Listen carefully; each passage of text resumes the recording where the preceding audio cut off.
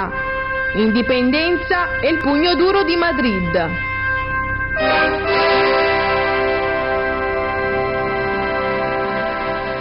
Allora, eccoci qua, ultima parte della nostra trasmissione. La battaglia di Lepanto ci ha portato un po' avanti con i tempi, ma adesso in quest'ultima parte parleremo del nostro referendum e della situazione catalana, una situazione che è ancora in evoluzione. Io però prima di entrare nel merito della questione catalana farei effettivamente un giro di considerazioni su quanto ha detto l'avvocato Cacciavillani, anche nel merito del referendum.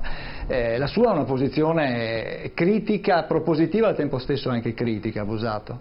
Sì, perché ovviamente io, avendo organizzato con plebiscito.eu il referendum di indipendenza del Veneto del 2014, che tra l'altro, come oggi ricordava appunto la CNBC, ha ottenuto l'89% di sì, con 2,1 milioni di voti favorevoli all'indipendenza del Veneto. Ovviamente sono favorevole all'indipendenza del Veneto, ma anche a maggiori gradi di autogoverno.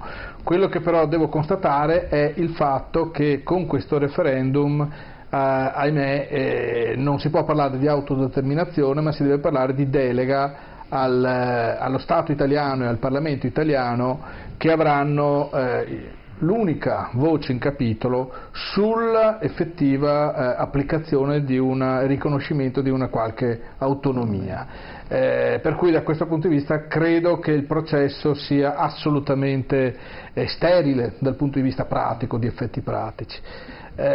Mi spiace perché proprio in questi giorni vediamo un esempio invece di leadership, appunto, poi ne parleremo, in un'altra regione europea che invece ha fatto una scelta diversa. Io non so assolutamente se la leadership, per così dire, la classe dirigente regionale si sia effettivamente giocata tutte le carte che poteva giocarsi, e a maggior ragione dico, in questo momento chiami il popolo veneto a votare e va bene, però tu, classe dirigente, non ci dici cosa sarai disposto a fare nel momento in cui Roma ti dirà di no. Certo, De Biasi. Ma io allora su Cacciavillani e poi anche su quello che dice Busato. Cacciavillani è stato particolarmente bravo e simpatico, e anche come ti chiami? Gianluca Busato. Diciamo che la mia è una posizione che per certi aspetti mi trova d'accordo su alcune affermazioni, soprattutto sul fatto che questo referendum è completamente inutile. Però va anche un momentino ricordato alcune questioni, che noi siamo all'interno di una Repubblica Democratica Italiana che non riconosce in assoluta maniera nessun tipo di federalismo, per il semplice motivo che federalismo, mi scuserà il conduttore, è un'invenzione giornalistica. Noi non siamo mai stati federati. Lo saremmo stati se avessimo seguito che lo Stato italiano fosse stato fatto non dalla monarchia sabauda, ma fosse stato fatto sulle linee fondative di Mazzini o di Cattaneo. Più Cattaneo che Mazzini. Però la storia noi non possiamo tornare indietro di 150 anni. Quindi la Repubblica è una, è indivisibile, e per quel che riguarda, lasciamo perdere per un momento, abbiamo fatto alcune battute sulle regioni a statuto speciale. Io non a caso ho detto pace nefanda, collegandomi noi come Stato italiano abbiamo comperato e dato soldi ed autonomie per mantenerci i confini dove siamo. Poi se uno fa il ragionamento, io sono il primo a farlo, che 70 anni dopo le regioni speciali vanno abolite o rivisto nel complesso l'ordinamento, io sono il primo a dirlo, ma anche perché c'è una data che nessuno vuole ricordare. Con l'entrata in vigore dell'euro e con il patto di Maastricht, le logiche europee, dopo si potrà discutere se è opportuno che siano ancora gli Stati-nazioni piuttosto che l'Europa delle regioni, è una questione di assetto delle funzioni, debbano ancora esistere, La mia risposta è no, ma noi non ne abbiamo tratto nessuna conclusione da 25. Quando dico noi intendo dire le classi politiche a livello nazionale, di tutto l'arco. Punto numero 2, dopo finisco brevissimamente. Perché noi diciamo questo è un referendum sprecone ed inutile? Primo, il primo quesito che venne votato al Consiglio regionale del Veneto era: vuoi tu il Veneto Repubblica indipendente e sovrana?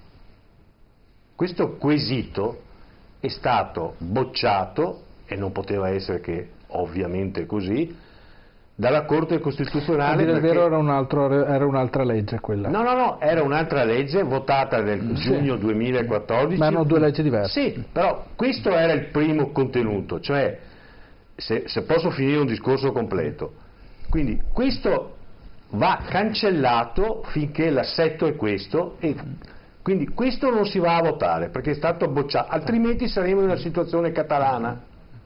Poi ce n'erano altri 5. Vuoi tu che le regioni sia statuto speciale? Bocciato. Vuoi tu che le regioni si tenga l'80% delle tasse? Bocciato. Vuoi tu che la regione si tenga l'80% i tributi erariali che dà a Roma? Bocciato. Vuoi tu che la regione si autoministri senza vincoli di destinazione i propri proventi? Bocciato.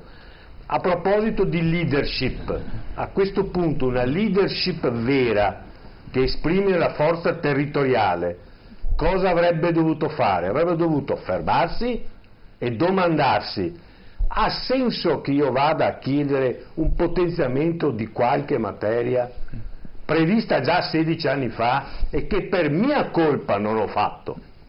In questo senso noi riteniamo inutile e sprecone. Chiarissimo, chiarissimo. Sentiamo Manzolini come la vede. Questo è uno strano paese, perché per ogni azione si trovano delle motivazioni, si trovano delle ragioni, e le cose non funzionano e le cose non vanno avanti. Sul referendum precedente, che era quello dell'abolizione del Senato, il sì e il no, si sono spaccate le situazioni, perché è diventata una cosa contro Renzi. Oggi da una parte questa cosa viene vista contro la Lega e contro Zaia, perché secondo un certo tipo di mentalità è propedeutica a Zaia, non serve a niente, si potevano avere comunque queste cose, il giorno dopo non cambierà niente. Ma io ritengo che invece capire cosa vogliono i veneti e come la pensano i veneti, e che un risultato importante, diciamo un 70-80%, può condizionare quello che sarà il futuro, e può essere importante soprattutto per trattare con Roma, che in questo momento dileggia le cose, è unica, indivisibile, a tutte queste cose. Quello che è successo a Barcellona non è nato ieri, ha una sua storia lunga, ma addirittura, perché io c'ero il 9 novembre del 2014, hanno fatto un pre-referendum di prova, perché quello che è stato fatto adesso è frutto di un'esperienza che hanno fatto 3 anni fa, con un governo che si è rafforzato e con un pensiero che si è rafforzato. Teniamo presente che a noi, per stare benino, ci basterebbe 1/4 di quello che hanno i catalani. 1/4. Ora, io sono sempre stato federalista e mi sento un federalista convinto. Vedo che così come sta questo paese, che lo vogliono tenere unico e indivisibile, che a qualcuno hanno concesso delle autonomie, e io non sono d'accordo di toglierle, che se le tengano, perché ognuno deve avere diritto a poter gestire il proprio denaro e non spendere di più di quello che non può spendere. Non possiamo pensare di continuare ancora ad avere un'Italia che ha dei costi mostruosi dovuti a delle amministrazioni mafiose, perché se vogliamo dire sono mafiose, addirittura con infiltrazioni camorristiche ed altre cose. Io ritengo che questa Italia, se vuole andare avanti, deve avere un cambio preciso. Questo di referendum per me ha un punto importante, è quello di far nascere l'orgoglio veneto, come diceva prima Cacciavillani, perché è scritto nell'articolo 2 che abbiamo fatto con la regione, dove si dice che ha diritto all'autogoverno e alle tradizioni, ma se non esercitiamo mai e non facciamo mai sentire queste cose, anche perché non è che tutti conoscono queste prerogative. Io credo che il 22 di ottobre sia un giorno importante e che i veneti si devono sentire orgogliosi di poter dire sì, vogliamo una maggiore autonomia, ed è un punto di partenza. Certo, professor Casen, allora come si arriva a questo referendum e come si arriva a queste situazioni come quella catalana, diciamo che insomma sono forse dei segnali, come dire, non dico di malessere, però di voglia di identità anche. Ma sì, emerge che questa forma di aggregazione che stanno portando avanti in Europa non piace agli europei. C'è un cambiamento che non viene percepito, probabilmente perché non si crea neanche una cultura di questo tipo, cioè diventiamo europei, non abbiamo più le nazioni e quindi diventiamo Europa. C'è un certo disorientamento in questo senso da parte degli stessi europei nelle loro specificità, quindi veneti, catalani, ma anche altre popolazioni. E quindi non hanno più il concetto di nazione che è stato insegnato e diffuso in tutto il periodo degli anni 50, 60 e 70, poi è andato affievolendosi, perché nazione ricordava un po' il nazionalismo pre-guerra. La problematica è che oggi non c'è un'affezione all'Europa, anche perché l'euro è stato gestito in maniera molto precaria e non c'è, quindi la gente cerca di appoggiarsi a quello che è un'identità regionale. Questo non è che giustifica una scelta piuttosto che un'altra, ma è un fenomeno che sta emergendo. D'altro canto noi vediamo che proprio su questa onda qua abbiamo delle risposte elettorali a livello europeo molto importanti. Abbiamo visto com'è andata l'elezione in Francia, abbiamo visto adesso la recente elezione in Germania, dove il partito di destra, in parte nazista, ma qualcuno si è distaccato, no? Ha fatto un bel distinguo, sta crescendo in maniera molto importante. Cioè la gente ha bisogno di trovare una propria identità che non trova nell'Europa, e quindi dove si rifugia? Giustamente si rifugia nella regione. Poi ogni regione ha le sue problematiche, ma quali sono le regioni che per prime tendono a distaccarsi? Sono le regioni che sono le più produttive e quindi più impegnate nel pagamento delle tasse. Allora i veneti, che hanno un prodotto, diciamo, rispetto al prodotto nazionale lordo va dal 14 al 15%, va bene, più solo del Veneto, c'è solo la Lombardia che ha mi pare il 19%, 18%, ma se noi facciamo un rapporto numero degli abitanti e censo, cioè la capacità produttiva, il Veneto è il primo in Italia. Cosa si trova? Si trova a avere problematiche importanti nel fare delle scelte dove c'è bisogno di investire denaro, perché il denaro che è entrato nelle casse dello Stato non viene poi dato al Veneto, e il Veneto comincia a soffrire e soffre di uno sviluppo mancato. Allora non possiamo, prima cosa. Seconda cosa, nasce da una mancanza di sviluppo di una certa capacità scolastica, dove effettivamente i giovani devono essere portati ad essere più concretamente legati al territorio. Questo non è una forma di aggregazione politica, ma se io conosco il mio territorio lo gestisco meglio. Non si conosce l'agricoltura veneta. Adesso alcuni giovani, alcuni gruppi, io ho avuto modo di contattarli e di seguire alcuni fenomeni, stanno affezionandosi al territorio veneto e all'agricoltura, per esempio, che effettivamente l'agricoltura in qualche... non sempre, ma ci sono delle finestre aperte dove effettivamente il business esiste, cioè l'agricoltore non è più il contadino di una volta che soffriva sulla terra. Oggi, per tutta una serie di motivi, anche per la capacità produttiva dell'Italia e in particolare del Veneto, noi abbiamo dei vini, abbiamo dei prodotti che sono eccellenti e che vanno in tutto il mondo, sono ricercatissimi. Noi i nostri vini superano in quantità tutto il resto della produzione, per esempio francese, piuttosto che di altri paesi.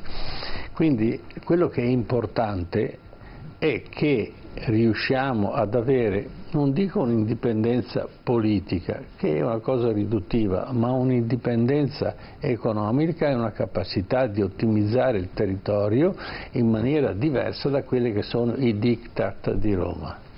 Certo, certo. Allora, io adesso vorrei passare un attimo alla situazione catalana.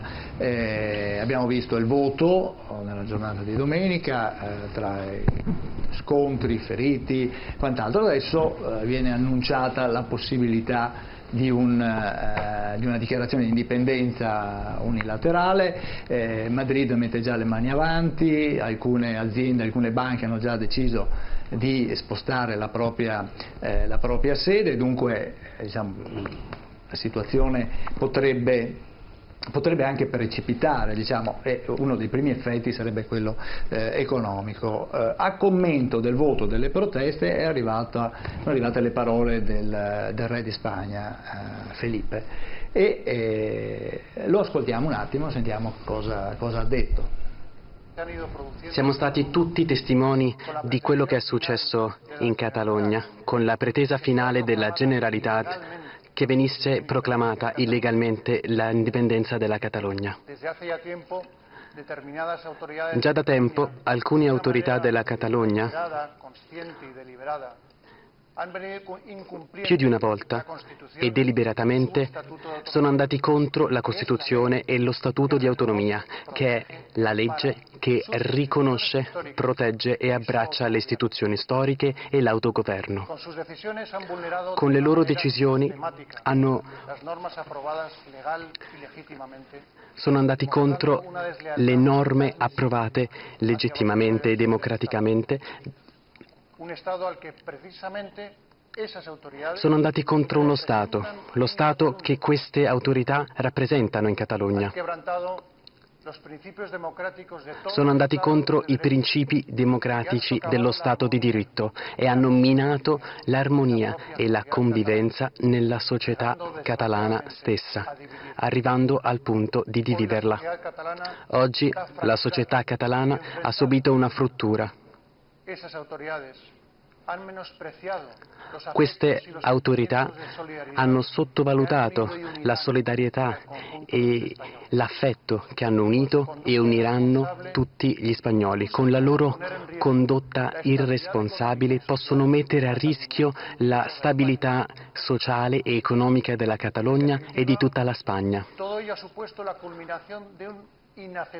Tutto questo è inaccettabile, è un tentativo inaccettabile da parte delle forze della Catalogna.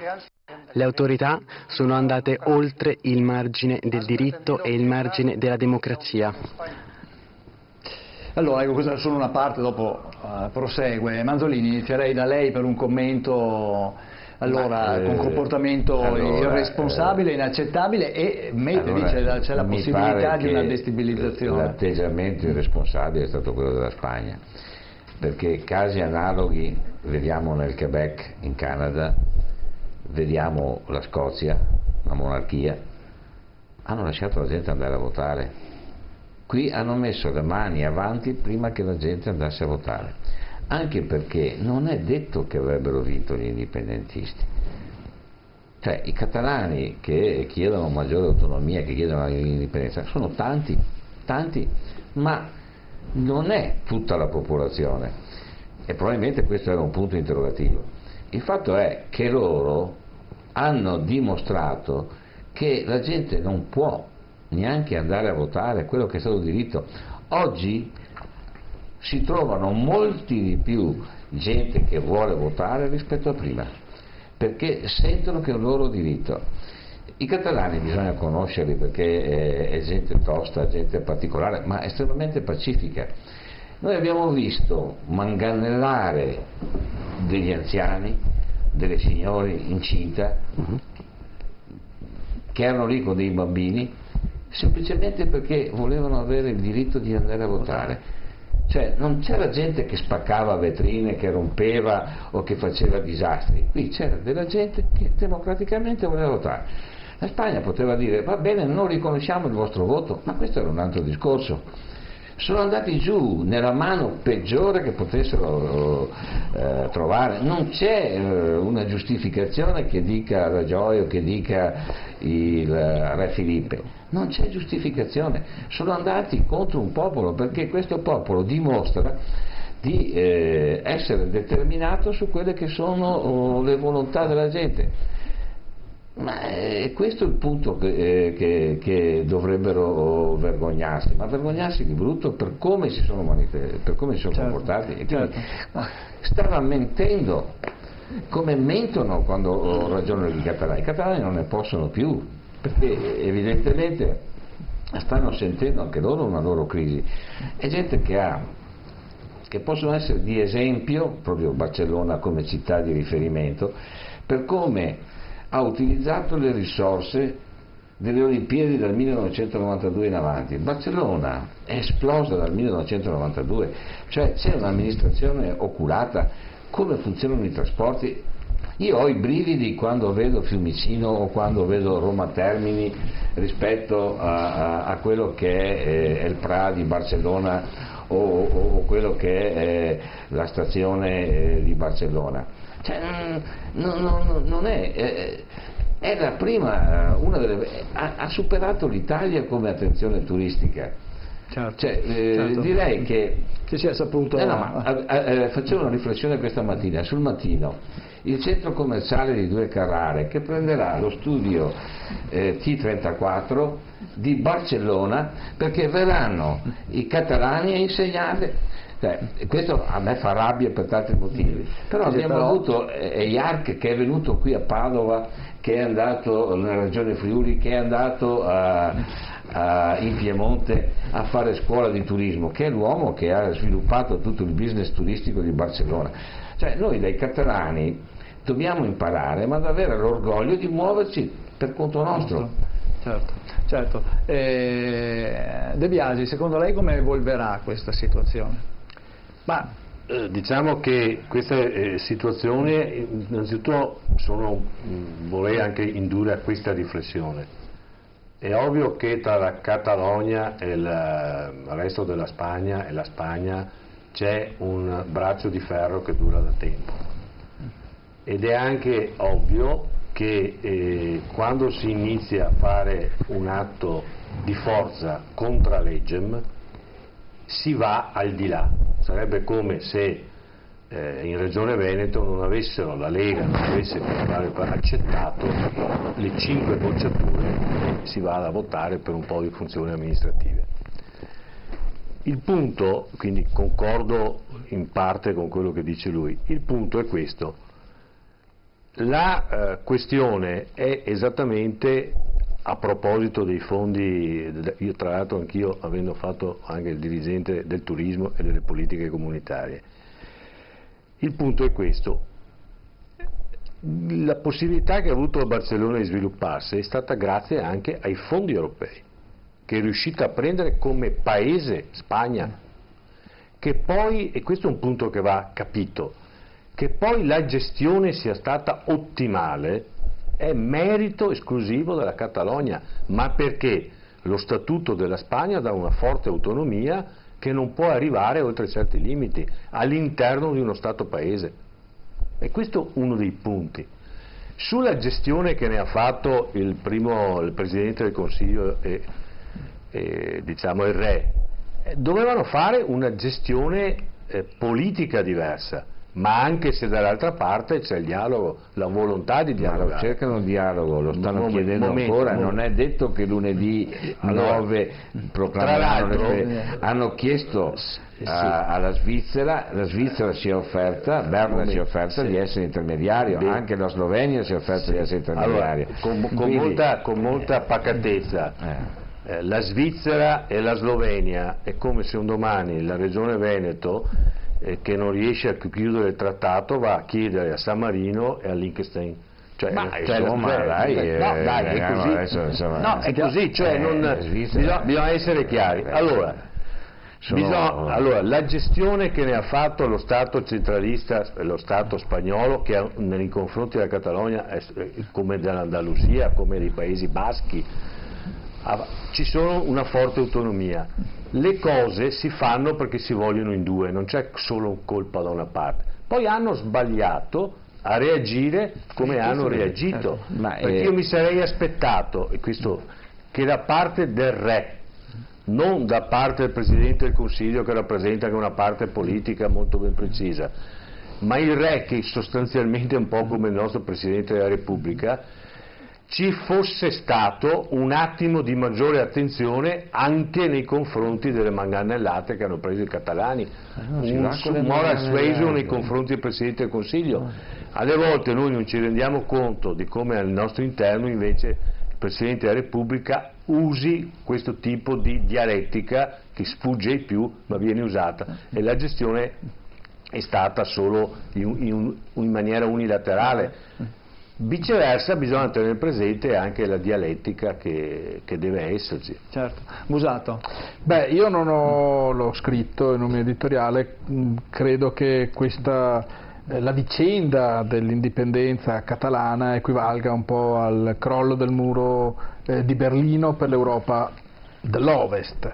Qui c'è un rovesciamento alle parti, perché io sono stato abituato fin da piccolo, sono stato educato secondo un principio: chi commette violenza fisica ha torto, e qui c'è solo una parte che ha usato la violenza, ed è un attimo, io l'ho ascoltato un attimino, scusi, io ho ascoltato per a lungo, chiedo di poter dire minimamente la mia opinione. C'è solo una parte che ha usato violenza fisica, c'è solo una parte, e questa parte ha ricevuto la condanna dell'Alto Commissariato delle Nazioni Unite sui diritti umani, per un motivo semplice, perché al di là delle questioni, come dire, costituzionali o politiche, quello che è stato represso è un diritto umano, un diritto basilare, che è il diritto alla libera espressione, il diritto alla libera riunione, il diritto all'associazione. Queste non sono questioni politiche, queste sono questioni pre-politiche, pre-costituzionali. Questi sono quei diritti umani di cui parlavamo all'inizio, che lo Stato spagnolo che ha ben voluto calpestare. E allora, prima di tutto bisogna dire una cosa: le due parti non sono uguali, perché una fa un'azione di tipo politico, quell'altra fa un'azione di tipo repressivo, violento, e quindi questo va detto, tant'è vero che l'ONU si è pronunciata chiaramente. L'altro aspetto grave è, sempre da parte dello Stato spagnolo, che il Re non ha speso una parola per il suo popolo. Esatto. Ma che Re è? Siamo tornati indietro di 2 secoli? Siamo tornati alle monarchie assolute? Siamo tornati al fatto che per difendere i sacri confini dello Stato io ti bastono?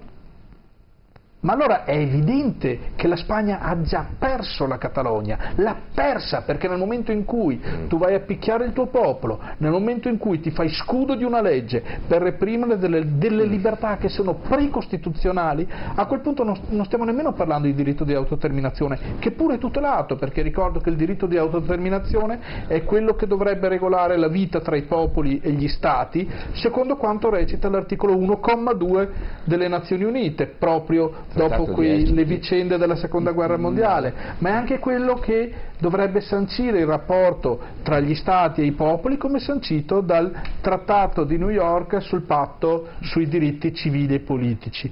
Questo viene fatto perché gli Stati prima abusavano e calpestavano questi diritti. Cosa facciamo? E l'Europa cosa fa? L'Europa fino a ieri si faceva, come dire, paladina dei valori di democrazia e di libertà quando si trattava di denunciare la Russia, la Cina. E adesso cosa facciamo? Che nel cuore dell'Europa noi andiamo a calpestare i diritti fondamentali delle persone e li picchiamo. Qual è l'autorità morale che può ancora vantare l'Europa di fronte a un comportamento di questo tipo? Non sta avvenendo né in Cina né in Russia, sta avvenendo nel cuore dell'Europa. E allora io dico che non può esistere un'Europa senza Barcellona e non può esistere un'Europa senza Venezia.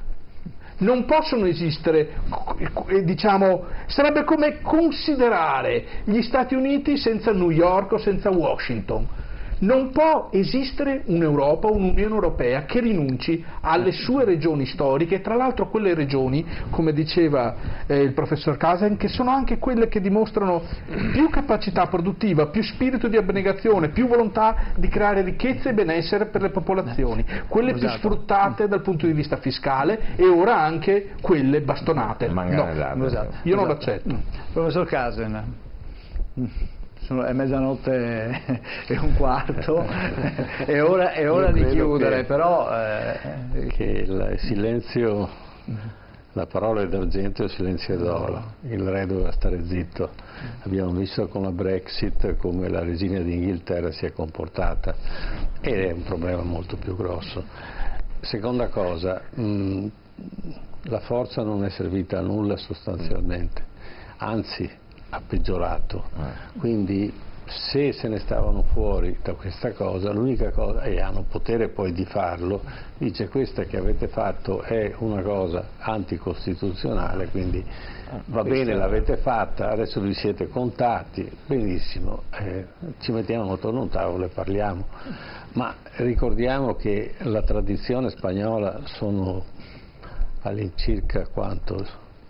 600-500 anni di Inquisizione, di Santa Inquisizione. Leggevo recentemente un testo di uno storico spagnolo, peraltro molto difficile da leggere perché va nei dettagli e porta date eccetera, eccetera, sull'Inquisizione spagnola, che non fu un'inquisizione sotto nei confronti di alcune etnie, quindi i Mori, quindi gli ebrei eccetera, ma poi divenne, dopo la prima ondata, perché non ce n'erano più, li hanno bruciati tutti o li hanno cacciati fuori, divenne una persecuzione economica. Siccome tu c'hai i soldi, io non so come cavarteli via, allora dico che tu sei un eretico e la Santa Inquisizione fa quello che deve fare e io mi approprio dei tuoi soldini, no? Questa è una vecchia tradizione spagnola che è rimasta e sembra che ancora adesso si abbia memoria di questa cosa. Barcellona è un peccato perché è una stella una cosa fantastica. Ricordiamo che Barcellona fu annessa alla Spagna nel 1511 mi pare, da Filippo VI. Secondo Filippo VI è quello di adesso. Figlio di Carlo V. Filippo II? No, di Luigi XII. E l'ora è tarda, fatica a rammentare. E fu annessa in una maniera assurda, perché fu praticamente demolita, la tradizione della lingua catalana, fu demolita la città di Barcellona e fu annessa. E in quel momento fu rifatta perché la Spagna era una federazione di stati. Quando arrivò il nuovo re portò la capitale a Madrid e invece fece lo Stato Unito cancellando le diversità regionali della Spagna. Io credo che un buon segno è lasciare che la gente dica quello che pensa, anche se questo così fa paura, ma soprattutto chi lo dice in questo momento, chi si comporta in questa maniera? Un re, il figlio di un re che ha dovuto abbandonare il trono perché scoperto ha divorare una parte dei beni della Spagna. Quindi ho dovuto dare le dimissioni e mettere al posto il figlio, ma il figlio, tale il padre, tale il figlio, non è che cambia molto.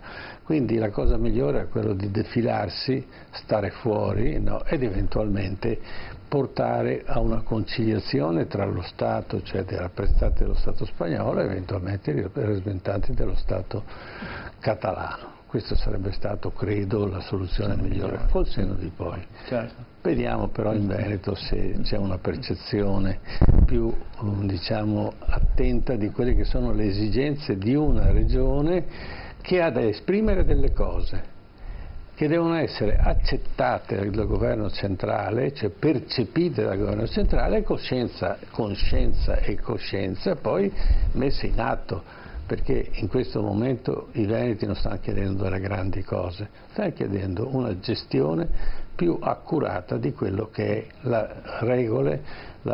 gestione della regione Veneto. Certo, De Biasi io purtroppo non posso sul farla. Referendum, Purtroppo non siamo, sul referendum veneto. Beh, non è per quella che siamo proprio ampiamente. Le chiedo di essere proprio telegrafico. Allora, la gestione è stata errata e convengo.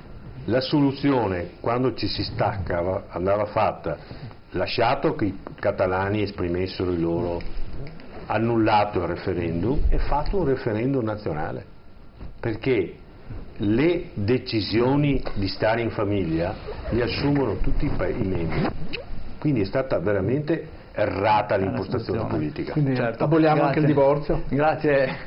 No, cosa c'entra? Aboliamo il divorzio? È una provocazione, dobbiamo chiudere. Aboliamo il divorzio. La Repubblica Italiana è nata su un referendum di tutti gli italiani, non è nata su volete la monarchia o volete la Repubblica? Esatto, ma qui adesso volete star tutti assieme o volete fare la divisione? È come in un matrimonio, dobbiamo chiudere, parte la sigla. Grazie a Gianluca Busato, a Flavio Manzolini, grazie a Enzo Di Biasi, grazie all'editore Ermanno Casen, grazie a voi che ci avete seguito così fino a quest'ora. Ci vediamo venerdì prossimo, ore 21, TV7 Match, vi aspetto.